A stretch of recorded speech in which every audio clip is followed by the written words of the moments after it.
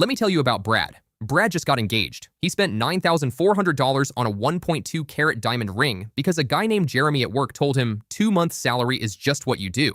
Jeremy also leases a BMW, says grindset unironically, and once called himself an alpha in a LinkedIn comment. But Brad listened. So Brad walked into a jewelry store, bought a tiny shiny rock, and accidentally donated several $1,000s to the most successful marketing cartel in modern history. Brad believes he made a sound financial decision. Brad is wrong. The moment Brad walked out of the jewelry store, his ring lost 50% of its resale value. Literally, a Dodge Neon driven by a teenager holds its value better than Brad's symbol of eternal love. The funnier part is that the company behind the entire diamond myth is now so financially toxic that its parent company has been desperately trying to get rid of it for 2 years and is still trying to unload it without making the whole thing look like a luxury garage sale.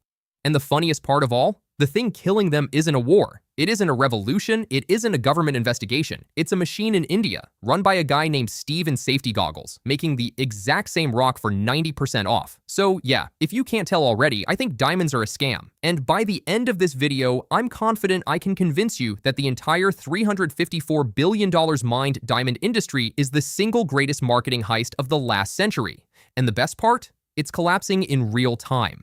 To understand how Brad got here, we need to go back to 1947.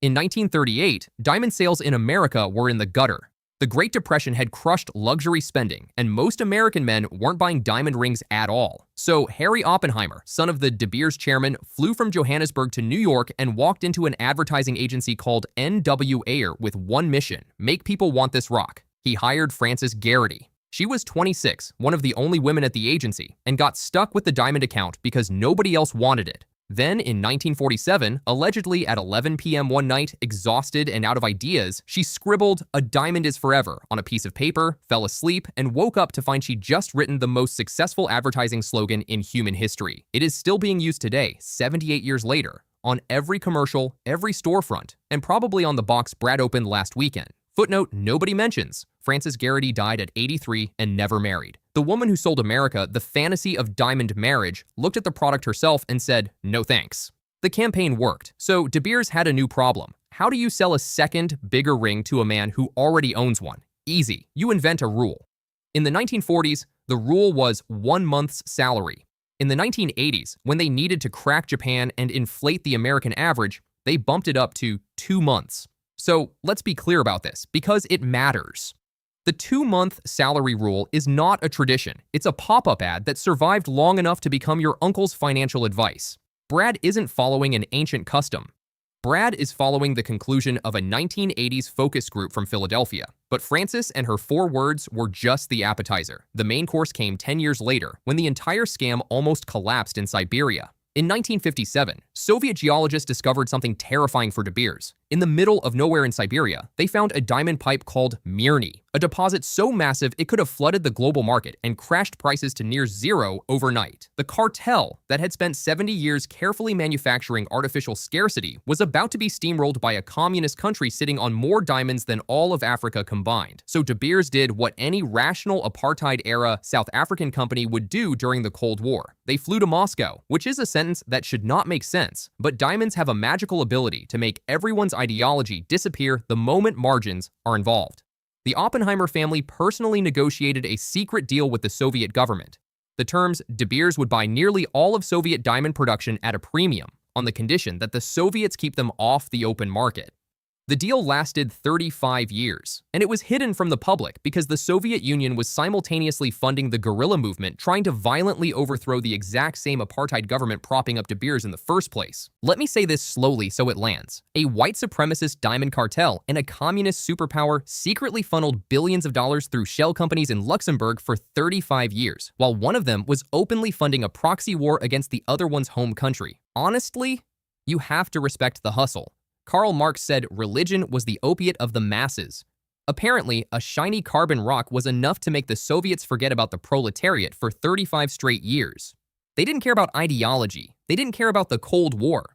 They cared about the price of a rock. De Beers wasn't selling diamonds. They were selling a price floor, and they would do absolutely anything to protect it. Which brings us to Japan. Imagine walking into a country with 1,500 years of marriage tradition and saying, "Cute, but what if your entire culture had worse branding?" In 1967, less than 5% of Japanese brides received a diamond engagement ring. They had no need for a Western rock, so De Beers hired an advertising agency and marketed diamonds as a symbol of rejecting Japanese tradition. The unspoken message: your grandparents' marriage was old. A modern Japanese woman wears a diamond. A modern Japanese man buys one. Look at what happened. 1967, less than 5%. 1981, 60%. In 14 years, De Beers overwrote 1,500 years of Japanese culture with a 4-word slogan and a media buy, making Japan their second largest market. That's not tradition spreading. That's a hostile takeover with better lighting. And if you think this is quaint 20th century history, look at China right now. In the 1990s, the percentage of Chinese brides receiving diamonds was effectively zero. Today, it's over 30% and climbing. Same playbook, same psychological angles, same goal. De Beers doesn't just sell diamonds. They colonize matrimonial traditions, one country at a time. So, at this point, the cartel has invented an American tradition, made a secret pact with the Soviet Union, and rewired Japan. 4 generations of psychological dominance. Untouchable. So why is it dying in 2026? Here's where it gets fun. Because the cartel that survived World War II and the Cold War is being killed in 2026 by a machine in India that looks like it should be making dental equipment. I'm talking about lab-grown diamonds. A lab-grown diamond is chemically, physically, optically, and structurally identical to a mined diamond. The Gemological Institute of America certifies them as diamonds. Even the FTC looked at the real versus fake argument and basically said, cute marketing trick. Try again. The only difference is that one took 2 billion years to form in the Earth's mantle, requiring a supply chain of human misery to extract. The other took 2 weeks to form in a microwave outside Mumbai. Same atoms, same sparkle. The only thing different is the price tag and the body count. In 2018, lab-grown diamonds were 3% of U.S. engagement ring sales. In 2025, they were 52%. That is not a trend. That is a structural extinction event. The wholesale price of a 1-carat lab-grown diamond collapsed from $3,410 in 2020 to $892 by the end of 2024, which means the extra money you pay for a mined diamond isn't buying sparkle, it's buying a bedtime story about volcanoes and emotional scarcity. The cartel panicked. In 2018, De Beers launched its own lab-grown brand called Lightbox, priced high enough to anchor lab-grown as cheap relative to mined. It blew up in their face. The lab-grown market kept dropping so fast that Lightbox became the expensive option in its own category, and in 2025, De Beers quietly shut it down. They could not even sell their own version of the product. Now, look at the corporate carnage. Pandora, the world's largest jeweler by volume, already walked away from mined diamonds. In 2025, De Beers posted a massive EBITDA loss of $511 million. Anglo American, which owns 85% of the cartel, has written down its value by $6.8 billion over 3 years and is still trying to unload De Beers without making the whole thing look like a luxury garage sale. That's not a bad quarter. That's a corporate autopsy. At this point, De Beers isn't a luxury brand. It's an expensive problem with a logo. Saudi Arabia buys everything: golf, wrestling, soccer. But the most powerful luxury brand on earth? Seen, left on red.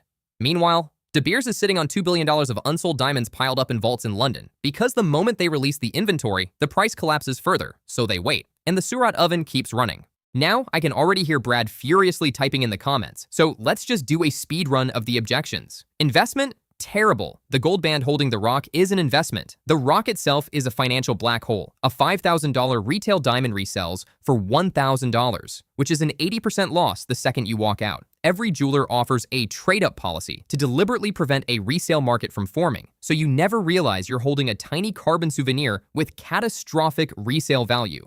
Rare, artificially restricted.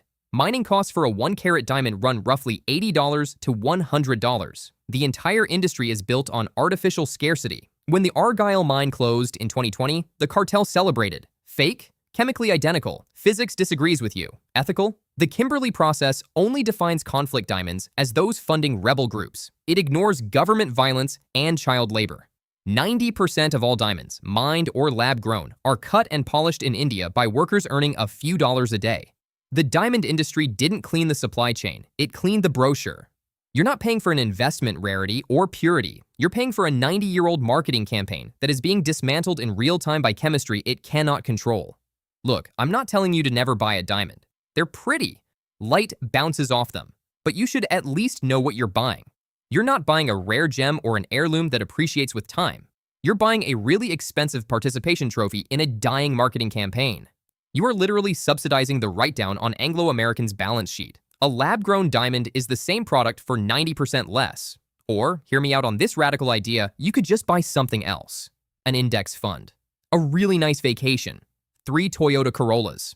Honestly, anything else. Because if Brad had watched this video before last weekend, his fiancée would still be just as engaged, just as in love, and Brad would have $8,000 sitting in his bank account instead of subsidizing the last gasp of the Oppenheimer fortune. The only people who lose if you stop buying mined diamonds are the executives who've been quietly running a $354 billion psychological operation since 1947. Did you buy a diamond engagement ring? Would you do it again knowing what you know now? Drop your honest answer below. I'll be reading through them. And if this is the kind of corporate financial heist you want me to expose more of, hit subscribe. Because the eyewear industry is next. One company you've probably never heard of owns Ray-Ban, Oakley, Sunglass Hut, and Pearl Vision. They probably made the prescription glasses you're wearing right now. And after that video, diamonds might start looking like the honest industry.